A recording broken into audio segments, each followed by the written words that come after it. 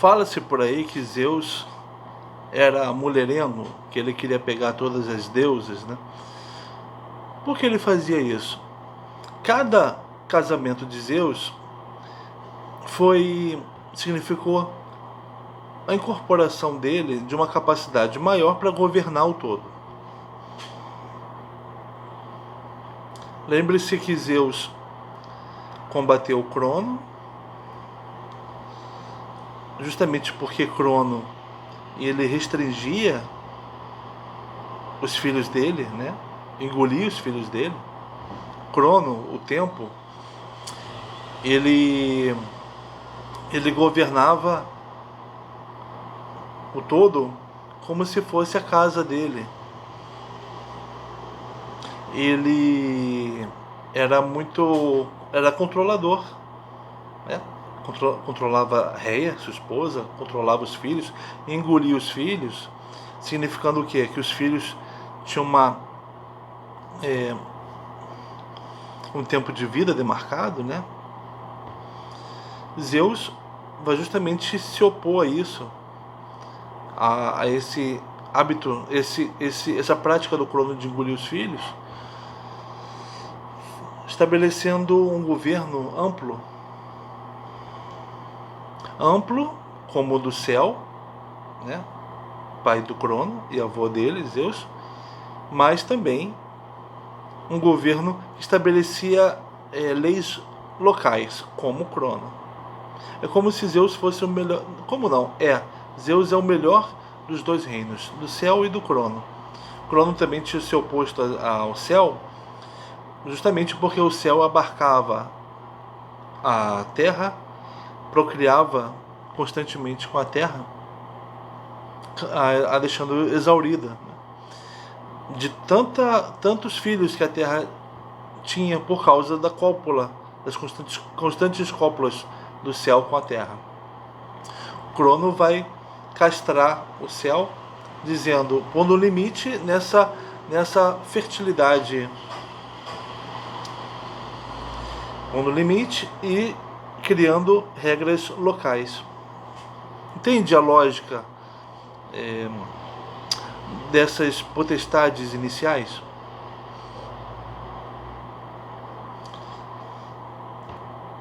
O governo de Zeus ele vai ser o centro do cosmos, porque ele vai ter todas as capacidades espirituais nele, tanto a capacidade de ver o todo, de saber o que vai acontecer, quanto a capacidade de regrar cada local de vida dos homens e das criaturas, né? A primeira esposa de Zeus vai ser uma filha do oceano. Lembra do oceano?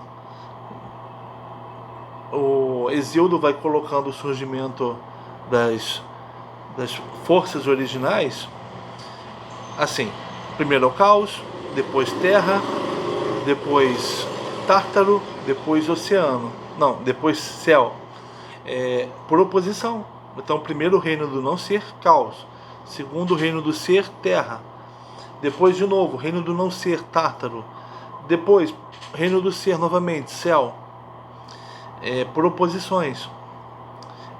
A terra, ela vai criar o céu dividindo-se a si mesma. E da mesma forma ela vai criar o mar e o oceano. E o oceano vai ter uma filha, a Metis, que vai ser como o oceano, vai explicitar a capacidade do oceano de recobrir a terra, tendo uma sabedoria de tudo que virá a acontecer. A Metis, ela vai ter essa capacidade do pai dela de saber tudo o que vai acontecer, de conhecer tudo o que é do reino do ser. A terra é o reino do ser, é a sede, é a morada de tudo aquilo que é humano, e o céu, como cópia da terra, é a sede, a morada de tudo que é divino. E o oceano, ele recobre a terra, significando o quê? Que ele conhece tudo que diz respeito ao reino do ser. E a Metis também conhece, então, por ser filha dele, e ela casando com Zeus, fazendo com que Zeus não seja um Zeus que incorporou, um Zeus que incorporou sapiência. Não, ele se tornou o Zeus sapiente. Ele engole Metis e ele se torna o Zeus sapiente. O Zeus que sabe tudo que virá, tudo que é e tudo que virá a ser. E por que ele tem essa primeira esposa? Porque ele escolhe Metis para a primeira esposa dele, para se precaver contra armações contra ele. Não se esqueça que a preocupação primeira dos Zeus é manter o reinado deles. Para que Zeus quer se precaver para que não aconteça com ele o que ele fez com Crono, que é uma armação junto a Réia para tirar o trono do pai. Então, para se precaver de armações, porque a Metis também é a sapiência das armações, das espertezas, né?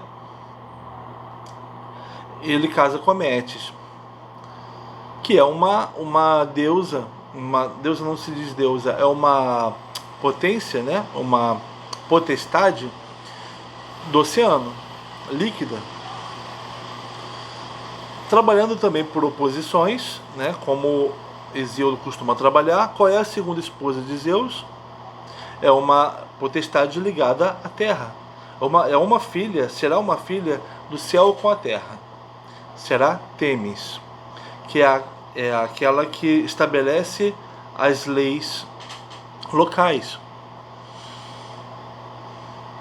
A Temis e Zeus vão ter 3 filhas, chamadas 3 estações, ou 3 horas, né? Que são equidade, justiça e paz perpétua. A equidade é a equidade dos homens quanto aos bens materiais. Todos vão ter um pedaço de terra. Justiça é o bom relacionamento entre os homens. E paz perpétua é o respeito de cada homem com relação à natureza, com relação aos ciclos, ao tempo ordenado da natureza, o tempo de colher, o tempo de plantar e de colher. Espera passar o carro da pamonha.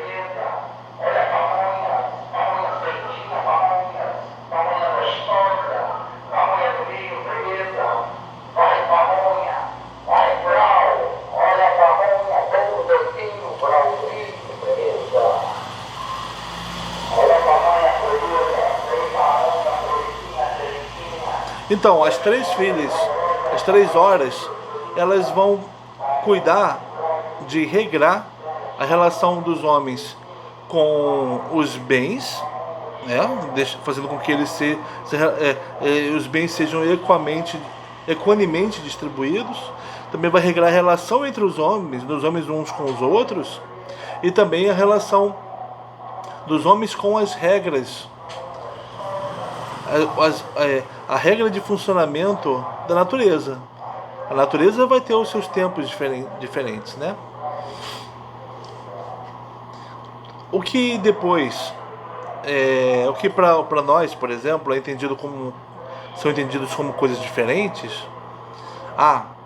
Uma coisa é a justiça social, que é a distribuição dos bens. Separado é a justiça entre os homens, que os homens respeitem os direitos uns dos outros. E outra coisa ainda é que os homens obedeçam o ritmo das coisas, né, que ele encontra quando recebe a vida, né, da natureza. O homem respeite a temporalidade das coisas. São âmbitos diferentes. Para o grego não, para o grego era unificado.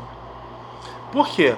Porque se os homens se desentendessem uns com os outros, eles já iam querer tomar a terra do outro. E tomando a terra do outro, o homem vai gastar uns meses plantando a própria terra, e como ele pegou a terra do outro, ele vai gastar os meses subsequentes plantando a terra do outro, plantando na terra do outro em época errada.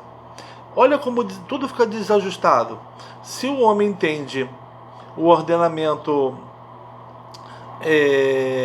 a distribuição dos bens como separado da justiça nas relações sociais, uma coisa vai interferir na outra, vai fazer a outra desandar. E tudo vai desandar. Será que vale a pena a gente separar os âmbitos? Ah, não, uma coisa é o âmbito da justiça entre os homens, outra coisa é o relacionamento dos homens com as coisas, seja esse relacionamento do homem respeitando a temporalidade das coisas, seja distribuindo socialmente. Será que vale a pena separar esses âmbitos? Há uma coisa do âmbito do direito, outra coisa do âmbito da física. Será que vale a pena? Outra do âmbito da geografia. Talvez não valha a pena. Talvez seja interessante, pode ser legal a unificação, entendendo que a relação dos homens entre si impacta na relação dos homens com as coisas. Tem que andar juntos. As horas estabelecem as regras para os homens, para eles lidarem uns com os outros e com as coisas, né?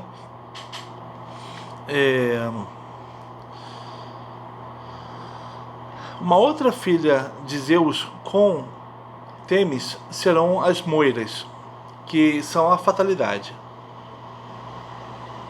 Se as horas de respeito são regras a serem seguidas pelos homens, se as horas são isso, as moiras ou fatalidades estabelecerão todo o bem e todo o mal que acontecerá com os homens, que os deuses têm para os homens, que cabe aos homens.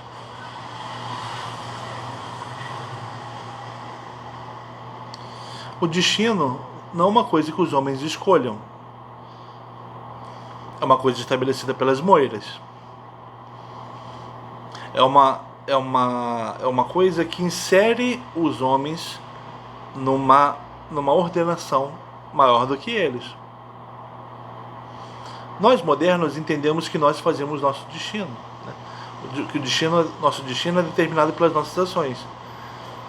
Mas o homem antigo, ele sabia que o destino dele era determinado pelos deuses, pelas moiras, porque os homens sabiam que eles faziam parte de um todo. O todo, regrado, governado por Zeus.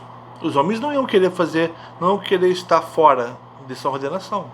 Estar fora da ordenação significava o homem seria imortal com certeza, mortal com certeza, mas viveria com infelicidade.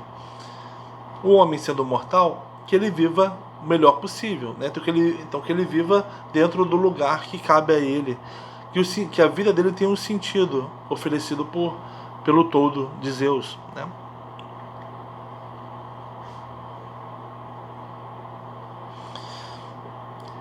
Zeus então vai ter também outras mulheres, né?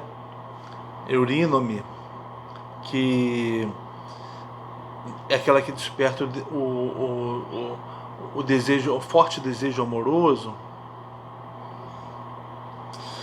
que também é uma oceanina, é filha do oceano. Olha como está indo lá e cá. Primeiro Metis, oceanina, depois Temis da terra, agora uma oceanina de novo. Eurínome, que ela desperta o desejo amoroso dos homens. Depois, uma nova filha da terra, a Deméter. Deméter é aquela que diz respeito à produção de alimentos, a fartura da produção de alimentos. A filha da Deméter, Perséfone, que vai morar com Hades. Por que Perséfone vai morar com Hades? Porque Perséfone vai morar com aquele deus, irmão de Zeus, que vai cuidar do reino, do reino dos mortos, né? Por quê? Porque o reino dos mortos também é o lugar onde as plantas ganham sua força para brotar sobre a terra. Já reparou nisso? Tudo que brota sobre a terra tem uma origem, tem um começo, tem uma força inicial tá abaixo da terra, um âmbito que nós não vemos, o âmbito do não ser, é onde os mortos habitam. Olha essa proximidade, então, entre que sempre que é constante, entre o não ser e o ser. O não ser gera o ser.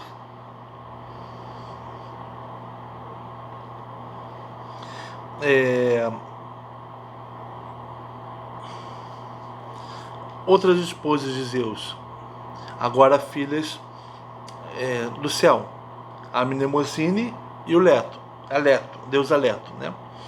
Mnemosine, vocês sabem, é a deusa da memória, que é a mãe das musas, dos poemas, né?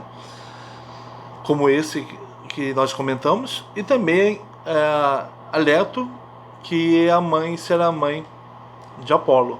Mnemosine e Leto, como filhas do céu, elas vão ter a lucidez, vão significar a lucidez, a clareza.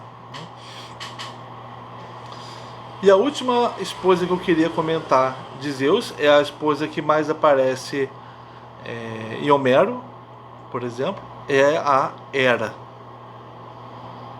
É quando Zeus, depois desses casamentos, onde ele obteve a capacidade dele de centrar o todo, de ser o centro do todo, mantendo ele estável, né? A Hera vai ser a deusa que o vai acompanhar como esposa e vai manter-se constante. É uma deusa que diz respeito à vida dos homens diretamente. Por quê? Quais vão ser os três filhos de Hera e Zeus? Hebe, que é juventude, Ares, que é a guerra, e Ilitia, que é a deusa dos partos, a deusa da renovação. Tem uma proximidade entre o jovem, que é o máximo do vigor físico do homem, proximidade disso com a guerra, né? É o momento do jovem, o momento do homem ir à guerra é o da juventude. E a renovação é justamente a morte do jovem, a troca dele por outro jovem, ou a permanência daquele jovem, né, ele se tornando mais velho, e ele vai ser o sábio, vai ser alguém experiente para ensinar os próximos jovens. A juventude está próxima da guerra, está próxima da renovação. Os homens nascem, são jovens, a guerra dizima parte deles, mas novos jovens, surgirão depois de pouco tempo por causa da Ilitia.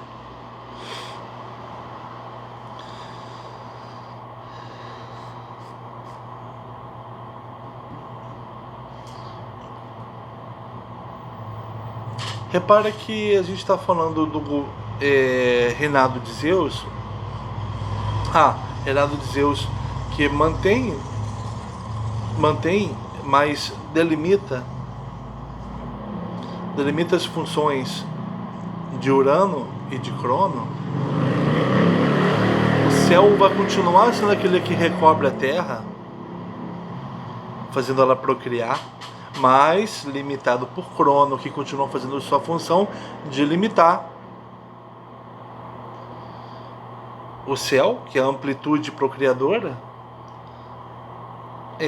O Crono que estabelece sua casa, sua esposa, seus filhos muito controlados, até engolidos, né?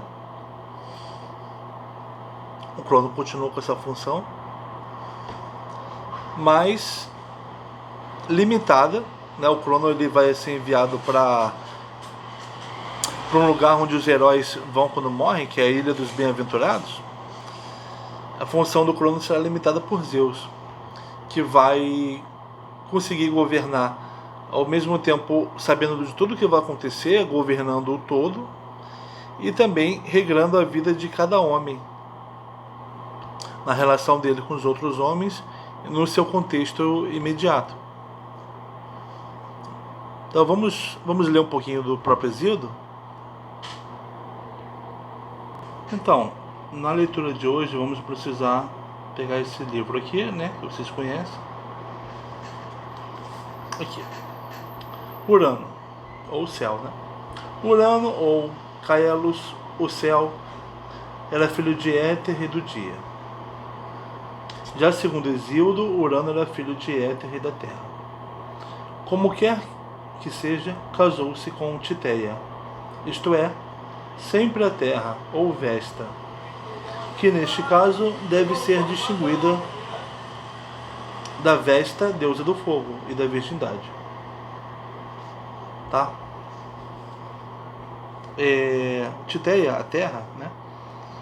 Ou ainda a antiga Vesta, mulher de Urano, foi a mãe dos titãs, nome que significa filho de Titéia ou da terra. Os titãs são os filhos da terra. Além de Titã, que é uma potestade própria, né? Ela teve outros filhos. Saturno, que é o Cronos, e Oceano. Ela teve, além deles, né? Ela teve por filhos Hiperion, Jápeto, Tia, Reia, que vai ser esposa do Cronos, ou Cibele, Temis, Mnemosine, Febe, que vai ser importante porque eu vou contar agora, Tétis, Brontes, Estérope, Argeu, Coto, que também vai ser importante porque eu vou contar agora, Briareu, Giges, e por aí vai. Então esses dois filhos da terra com o céu, Tétis e Coto. Olha só, pegando aqui o próprio Exíodo,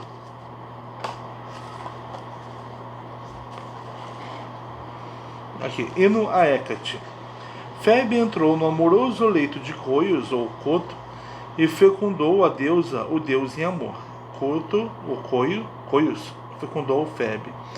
Ela gerou Leto de negro véu, a sempre doce. Então, dois filhos do céu e da terra, né? Eles tiveram Leto de negro véu,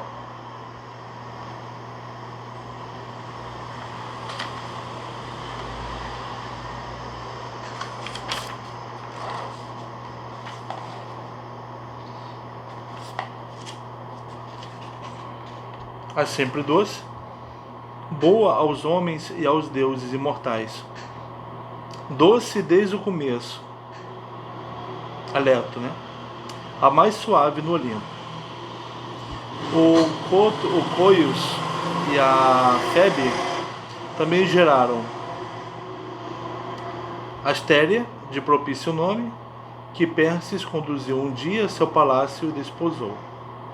E fecundada pariu Hécate, a quem esse hino aqui é dedicado, a quem mais Zeus Crônida honrou e concedeu esplêndidos dons, ter parte na terra e no mar infecundo. O Zeus honrou Hécate, dando a ela parte na terra e no mar. Hécate, né, também do céu constelado, partilhou a honra, e é muito honrada entre os deuses imortais. Hécate, então, filha de Coios com Febe, foi honrada por Zeus e também pelo céu.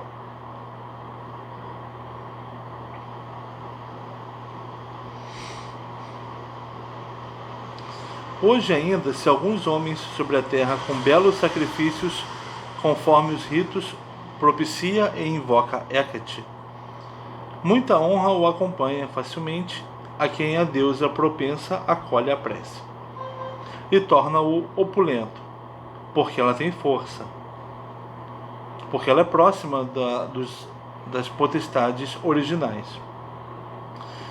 De quantos nasceram da terra e do céu e receberam honra, de todos obteve um lote. Nem o Crônida, nem Zeus, violou nem a despojou do que recebeu entre os antigos deuses titãs. E ela tem como primeiro, no começo, houve a partilha. Zeus restabeleceu os âmbitos, né, as honras de cada um, mas ele não mexeu no que a Hécate ganhou do céu, né, e dele mesmo. Nem porque a filha única menos partilhou de honra e de privilégio na terra e no céu e no mar, mas ainda mais porque honra a Zeus, a quem quer grandemente dá auxílio e ajuda. No tribunal, senta-se junto aos reis venerandos. Na assembleia, entre o povo, distingue a quem quer. E quando se armam para o combate homicida os homens, aí a Deus assiste a quem quer, e propicia grande vitória e oferece-lhe glória. Então ela ajuda os homens no tribunal, auxilia os homens em geral, também na assembleia e no combate. Diligente quando os homens lutam nos jogos, aí também a deusa lhe dá auxílio e ajuda. E vencendo pela força e vigor, leva belo prêmio facilmente, com alegria, e aos pais dá a glória. Diligente entre os cavaleiros assiste a quem quer.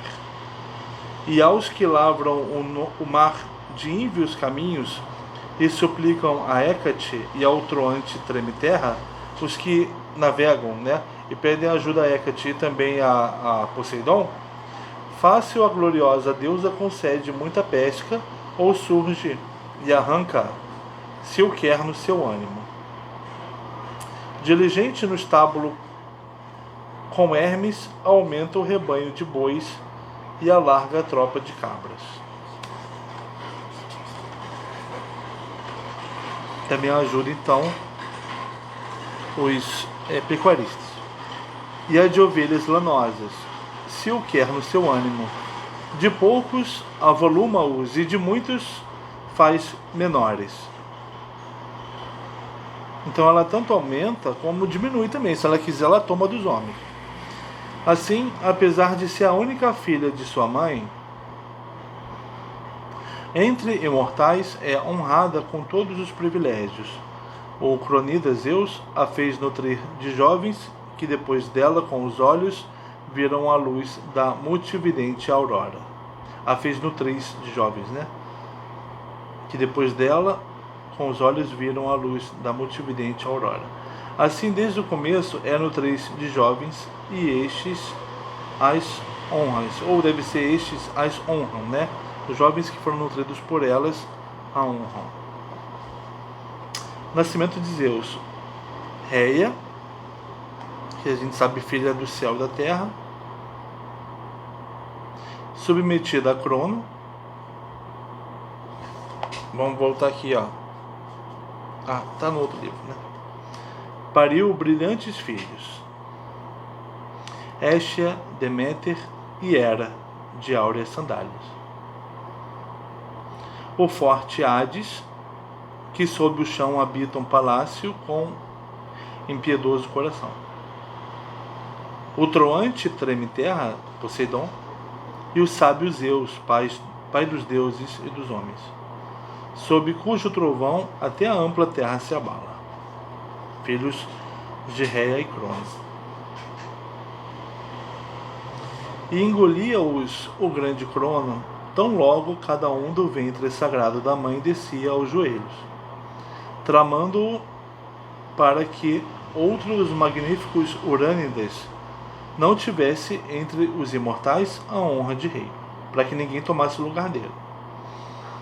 Pois soube da terra e do céu constelado que lhe era destino por um filho ser submetido, apesar de poderoso, por desígnios do grande Zeus. A terra e o céu já tinham avisado o Crono que ele se perderia o trono da mesma forma como ele tirou o trono do céu, arrancando o pênis do pai. E disseram também o nome de quem armaria contra ele, Zeus. E não mantinha, o Crono não mantinha vigilância de cego, mas a espreita engolia os filhos. Reia agarrou-a, longa aflição. Mas quando a Zeus, pai dos deuses e dos homens, ela devia parir, suplicou então aos pais queridos, aos seus, a terra e ao céu constelado, comporem um ardil para que oculta parisse o filho, e fosse punido pelas erinhas do pai e filhos engolidos, o grande Crono de curvo pensar. Erinhas, as deusas da vingança, filhas do próprio pênis do céu cortado, puniriam Crono, filho do céu, por ele ter feito isso com o próprio pai e por ele engolir os próprios filhos. Os pais dela, da Reia, escutaram e atenderam a filha querida e indicaram quanto era destino ocorrer ao rei Crono e ao filho de violento ânimo. Enviaram-na a Licto, gorda região de Creta, quando ela devia parir o filho de ótimas armas, o grande Zeus, e recebeu-o terra prodigiosa na vasta Creta para nutri-lo e criá-lo. Aí, levando-o através da veloz noite negra, atingiu primeiro Licto, e com ele nas mãos escondeu-o em gruta íngreme, sob o covil da terra divina no monte das cabras denso de árvores. As ajudas que Zeus recebeu. Encoeirou grande pedra, o Zeus, já adulto,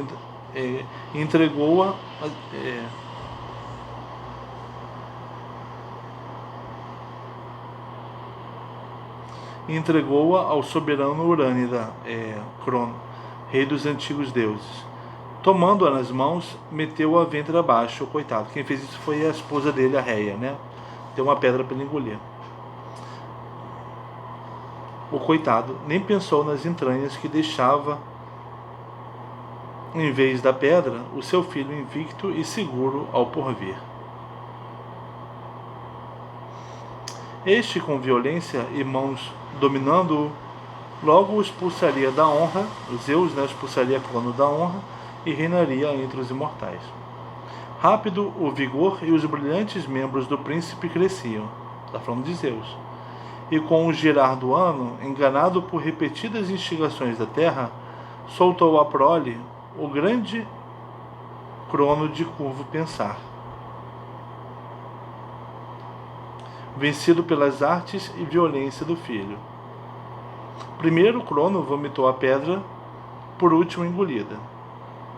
Zeus cravou-a sobre a terra de amplas vias, em Delfos divino, nos vales ao pé do Parnaso,